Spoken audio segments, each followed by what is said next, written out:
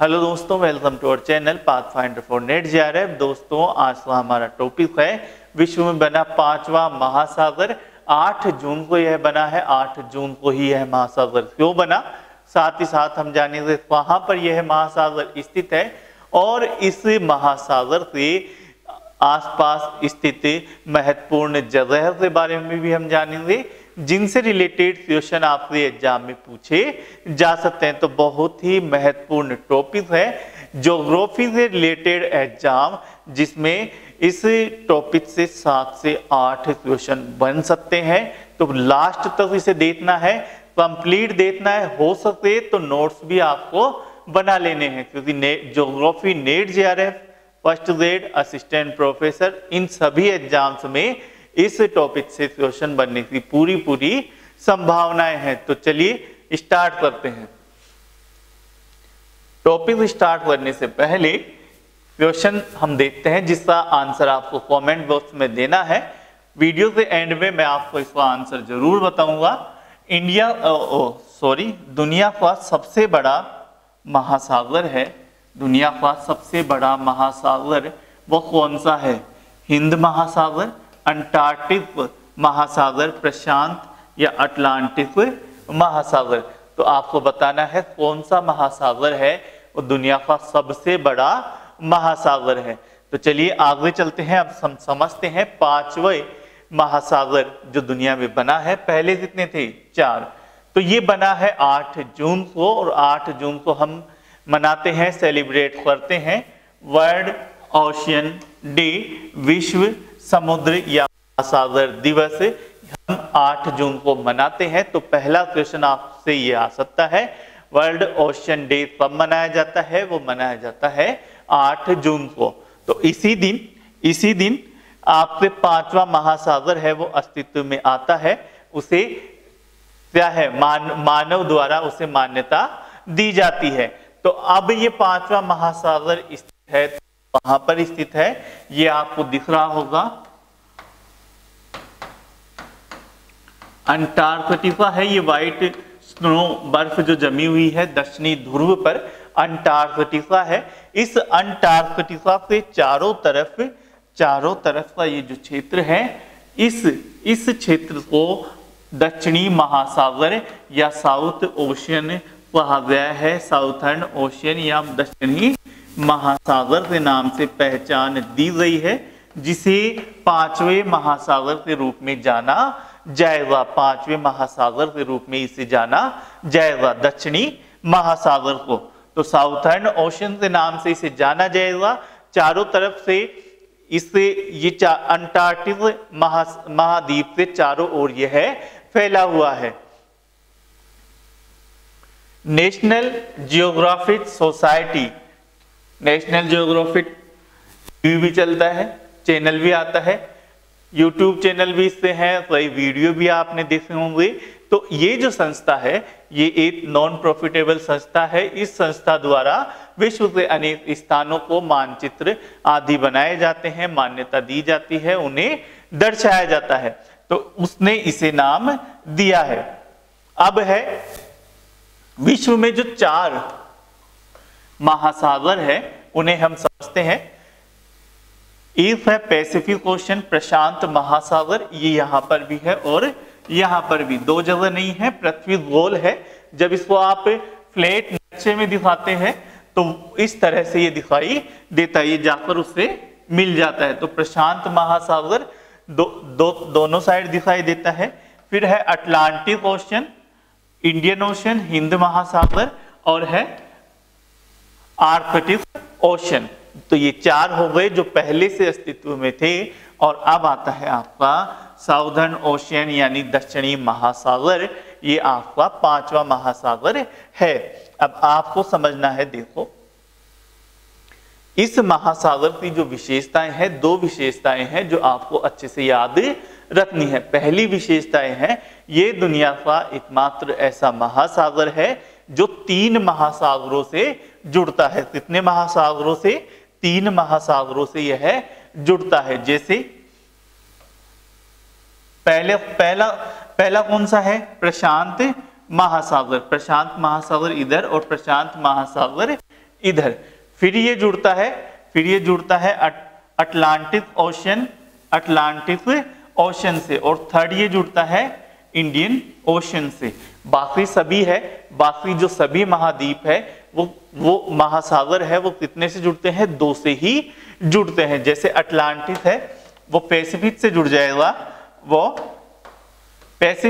जाएगा, या फिर ये जुड़ जाएगा इंडियन से, या इंडियन से बात करें तो वो पैसिफिक से या फिर अटलांटिक से, और आर्कटिक है वो अटलांटिक और पैसिफिक से। तो इस तरह से सिर्फ साउदर्न ओशियनी ऐसा है जो 3 महासागरों से जुड़ता है। साथ ही साथ जो दूसरी बात आपको ध्यान में रखनी है, आप इस मैप में देख रहे होंगे ये जो पूरे महाद्वीप है वो स्थलीय भागों द्वारा, ये सीमा प्रशांत महासागर से इधर और इधर स्थलीय भाग द्वारा, अटलांटिक में ये सीमा और ये सीमा, इसके बीच इंडियन ओशन इस सीमा बाउंड्री के बीच में। तो स्थलीय भागों द्वारा इन सभी महासागरों की क्या हो रही है? सीमा निर्धारण हो रहा है, उनकी जो क्षेत्र है वो डिसाइड हो रहा है। लेकिन आपके जो साउदर्न ओशन है, जो दक्षिणी महासागर है, उसकी जो सीमाएं हैं वो एक लहर या तरंग सागरीय धारा द्वारा डिसाइड हो रही है, सागरीय धारा द्वारा डिसाइड होती है। तो ये 2 चीजें हैं, ये आपको ध्यान में रखनी है। अब ये जो धारा है वो वहां पर बहती है, ये जो साउदर्न ओशन है ये तो आ जाता है आपके अटलांटिक। इससे चारों ओर 60 डिग्री का जो चैनल है, 60 डिग्री अक्षांश का जो क्षेत्र है, उस अक्षांश का ये जो क्षेत्र है, ये क्षेत्र कौन सा है? दक्षिणी महासागर वाला क्षेत्र है। 60 डिग्री अक्षांश से अंदर वाला जो क्षेत्र है अंटार्कटिका को छोड़कर वो आ जाता है दक्षिणी महासागर से क्षेत्र में। लेकिन इसमें भी ये जो वाला क्षेत्र, ये क्षेत्र है ड्रेक पैसेज और सतकोशिया आर्क,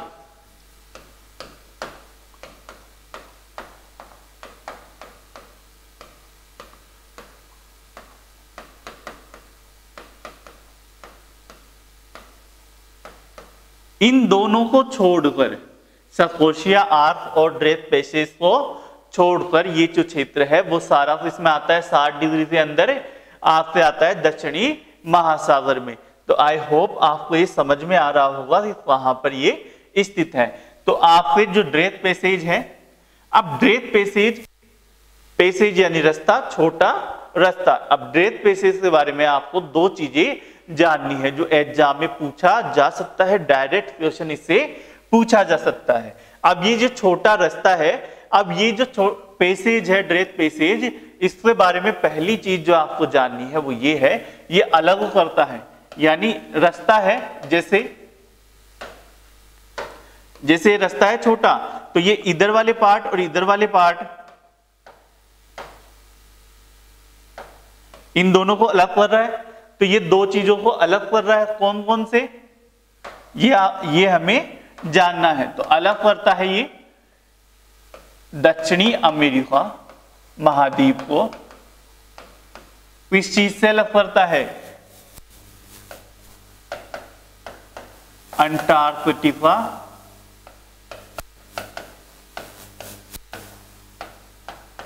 महाद्वीप से।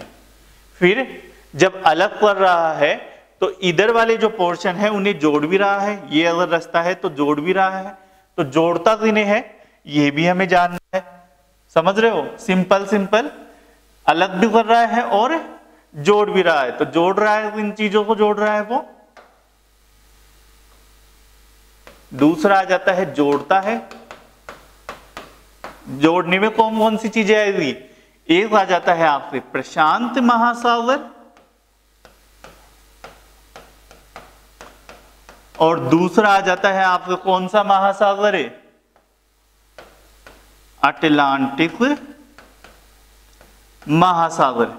तो यहां से आपसे दो क्वेश्चन बन सकते हैं। पहला है, अलग करता है ये जो ड्रेथ पैसेज है वो अलग करता है दक्षिण अमेरिका को अटलांटिक महासागर से। आप देख रहे हो अगर ये ना होता ड्रेथ पैसेज तो ये दोनों आपस में जुड़ जाते, लेकिन ये अलग अलग है। फिर ये जोड़ता है प्रशांत महासागर को अटलांटिक महासागर से। समझ गए? अब चलते हैं आगे। स्कोशिया प्लेट, यहां पर आपका ड्रेथ पैसेज है, ये आपका कौन सा है? ड्रेथ पैसेज है। स्कोशिया प्लेट में क्या है, अलग तरह से जो द्वीप है, ज्वालामुखी द्वीप है, वो इस क्षेत्र में शामिल होते हैं। अब स्कोशिया आर्क में आ जाता है थोड़ा सा क्षेत्र, ये अंटार्कटिक का पेनिनसुला है, प्रायद्वीप का भाग।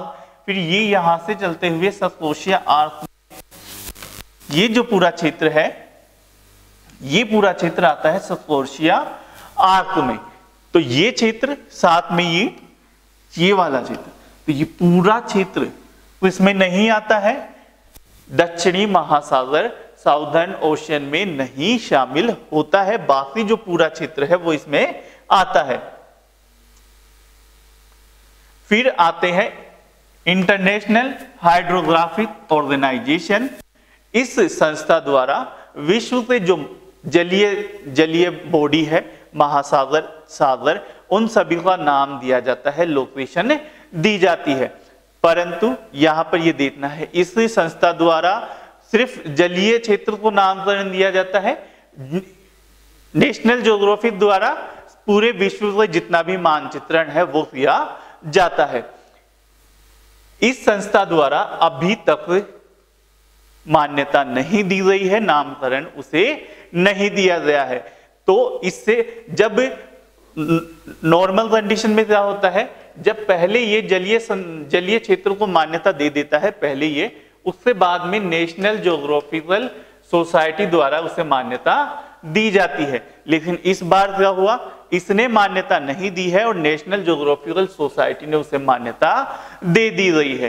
तो इस स्थिति में क्या हो रहा है, ये अनुमान लगाया जा रहा है कि जैसे ही इस संस्था की मीटिंग होती है सभी सदस्य सदस्यों द्वारा जैसे ही इस संस्था की मीटिंग होती है उसे भी मान्यता दे दी जाएगी। अब इस महासागर की जो सीमाएं हैं, इस महासागर की जो सीमाएं हैं वो हमने पढ़ा कि एक धारा द्वारा, करंट द्वारा जिसे कहा जाता है, उससे अलग होती है। यानी पूरा ये महाद्वीप है, उससे चारों ओर एक धारा बह रही है, उस धारा के द्वारा ये महासागर है वो प्रशांत महासागर, अटलांटिक महासागर और हिंद महासागर द्वारा अलग होता है। तो उस धारा को क्या कहा जाता है, उस धारा को कहा जाता है ACC,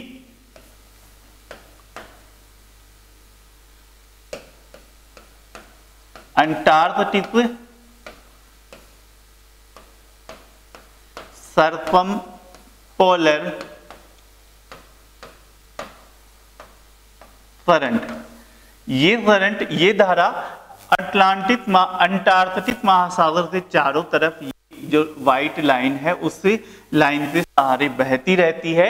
इस धारा द्वारा क्या होता है कि प्रशांत महासागर, हिंद महासागर और अटलांटिक महासागर की जो क्षेत्र है, जलवायुवीय दशाएं हैं, उनसे अलग करती है ये इस दक्षिणी महासागर को। जैसे ही आप हिंद महासागर से, यहां से हिंद महासागर से इस लाइन तक आओगे 60 डिग्री, जो 60 डिग्री अक्षांश है वहां से ये बहती है, वहां तक ये बहती है। तो 60 डिग्री लाइन पे जैसे ही आप आओगे आपको जलवायु में, आर्द्रता में, तापमान में, जैव विविधता में, सभी में आपको क्या दिखाई देगा, परिवर्तन दिखाई देता है। तो ऐसी स्थिति में इसे एक अलग क्षेत्र घोषित कर दिया गया है। अब ये क्या अभी से मांग उठ रही है, पहले से था? तो इस संबंध में 1937 में, कब 1937 में सबसे पहले इस के बारे में मांग उठी या बात सामने आई, परंतु विभिन्न कारणों से, जैसे हर कोई चाहता है कि कोई जो जलीय राशि है उसका नाम उस देश के नाम पर रखा जाए। जैसे हिंद महासागर है तो इंडियन ओशियन है, तो वैसे ही इसे भी इस क्षेत्र में जो देश थे वो अपने अपने नाम पर इसका नामकरण रखना चाहते थे। सहमति नहीं बनी, बाद में अब यहां तक आते आते इसे दक्षिणी महासागर नाम दे दिया गया।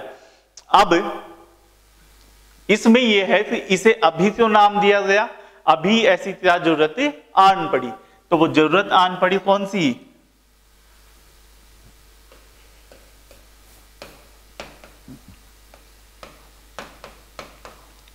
जलवायु परिवर्तन।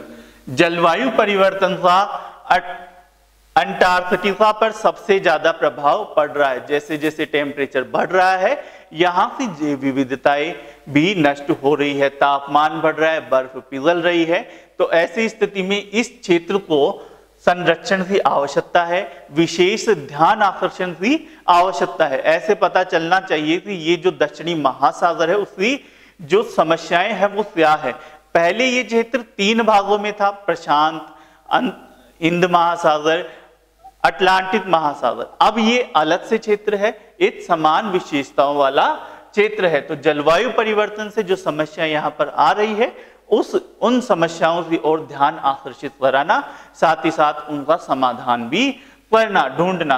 तो इस संबंध में इस क्षेत्र को यह नाम दिया गया। ये आप देख सकते हैं ACC द्वारा ये बाउंड्री निर्धारित होती है।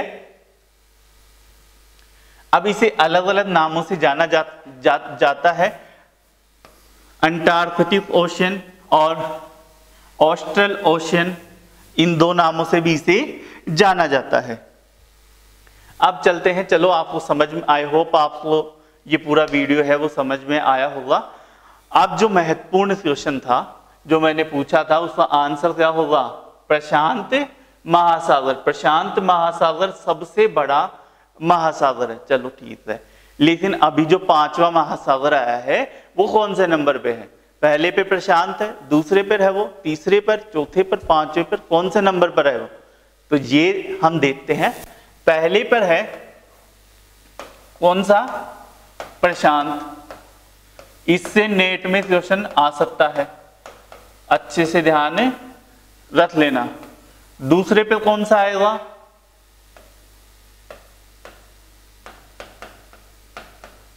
अटलांटिक। तीसरे पर हिंद महासागर।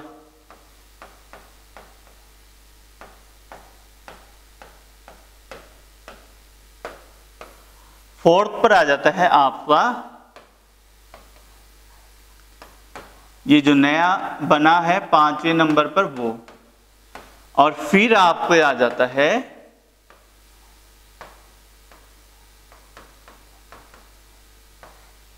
आर्कटिक महासागर। तो इस तरह से इन महासागरों का क्रम है। क्षेत्रफल की दृष्टि से क्षेत्र में सबसे बड़ा प्रशांत है और सबसे छोटा आर्कटिक है। तो आपको ये अच्छे से याद कर लेना है। नेट में आज के वीडियो से कम 7 से 8 क्वेश्चन आपसे मिल सकते हैं। नेट हो या अदर कोई सी भी एग्जाम जिसमें ज्योग्राफी आ रही है तो वहां पर आपसे ये क्वेश्चन मिलने की संभावना पूरी रहती है। तो अच्छे से याद कर लेना, नोट्स बना लेना, प्रिपेयर कर लेना। आई होप आपको ये वीडियो समझ में आया होगा। अगर अच्छा लगा है, समझ में आया है तो लाइक करें, शेयर करें और चैनल को सब्सक्राइब जरूर करें। Thank you very much.